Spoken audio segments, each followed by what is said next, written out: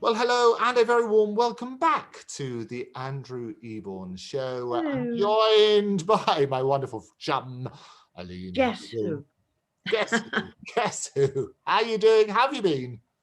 Well, I'm all right. I'm still in the middle of working on this story, but I shall get there. I will get there. It's wonderful. I'm talking And about I've got someone to do my fanny for me. Pardon me. Sorry. Donna's going to do it. Oh, wonderful. Oh, good. She can ride up, you see, in her car. And I can throw it down because she can open my door, you see, with a little television thing I have. And so she can get it and pick it up and go off. And we don't even have to say hello. Even socially distant. Well, you can probably say hello from like a out the window sort of. You can shout. I shout from the top of the stairs, yeah.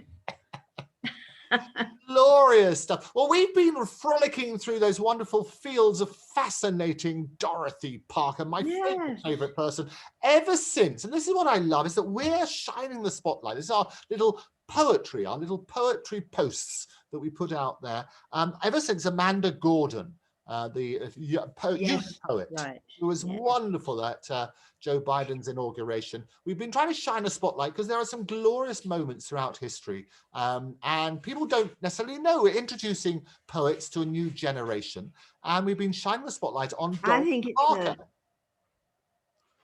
And there's one poem that I would like to do for you one day, a longish one, called Lord Lundy by Hilaire Belloc. You know that? Absolutely, I love it. It's a wonderful poem, I think. I will do that one day. Well, I have done it, but I haven't done it on your show.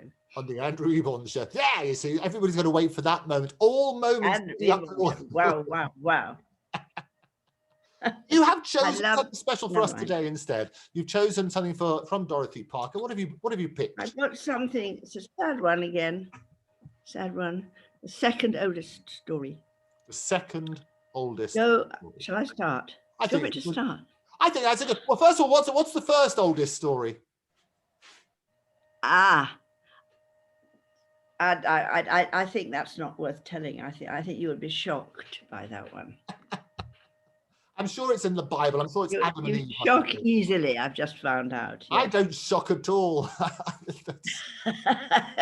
Anti-shock. It's got to be good. Okay, well, the second oldest story, Dorothy Parker. It's over. It's very sad.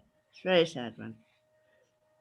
Go I must along my ways, though my heart be ragged, dripping bitter through the days, festering and jagged.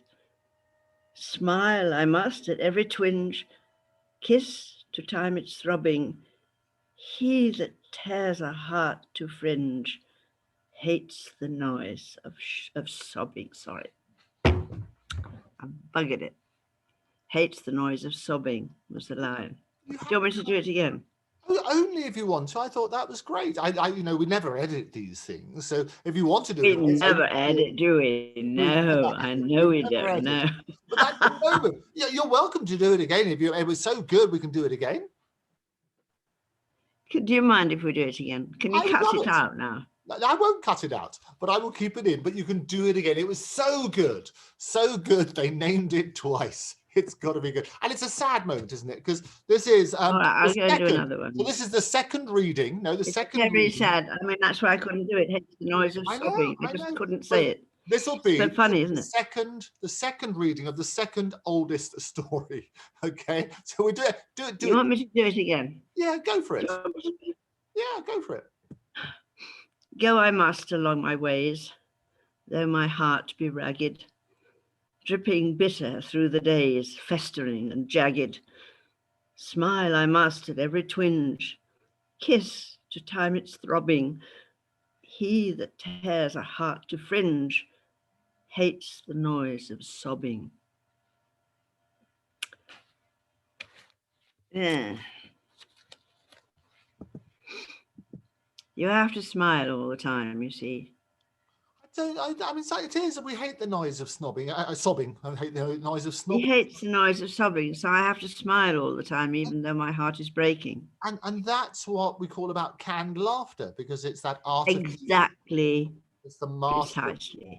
And I think Dorothy has got such a wonderful turn of phrase, and it is all about that. And when she gets up every morning, brushes her teeth and sharpens her wit, I love all these sort of things. It's got to be, it works on that sort of basis. And I think she is so honest and frank about the human form. And I think people need to talk about things. You know, I always encourage people to talk, because beneath it all, if you prick me, do I not bleed? If you tickle me, do I not laugh? Yeah. But you can't just talk about the good things. Do you know Miriam Margolyes? Of course. You do? Yes. She is a very honest person. I just wrote a long thing to her about how, wonderful to be so honest. I look so strange. Why do I always look so strange? You don't look well, there's two things. There's about being honest and being diplomatic, because sometimes you need a little bit of diplomatic is quite a good thing too, yes. But I mean, I think honesty is honesty is the great policy, but you always, I like honesty. Always praise in public and criticize in private. And I think that's Has somebody been criticizing you? Oh, I hope so. I'll be surprised if they were. You see, you just like to be talked about. Looked at. As good old Oscar Wilde would say, the only thing worse than being talked about is not being talked about. Not being talked about. Absolutely, absolutely. But we love that honesty. Well, Aline, as in Apple, thank you so much. You've got to go now. So you don't want the other one? I do want another one, but we'll put it in the next episode. We'll speak to you then. All right, darling. What's it going to be in the next episode? Tell me. Fable. Fable. We look forward to that. But for now, thank you for joining me. Darling. So thank you to Aline for joining me again with a bit more Dorothy Parker and keeping it real here on the Andrew Eborn Show. If you'd like to be a guest, you can write to me at guests@octopustv.com. Don't forget, you can subscribe on YouTube and other channels and follow me at Andrew Eborn at Octopus TV. But for now, thank you for being my guest. I'll see you next time.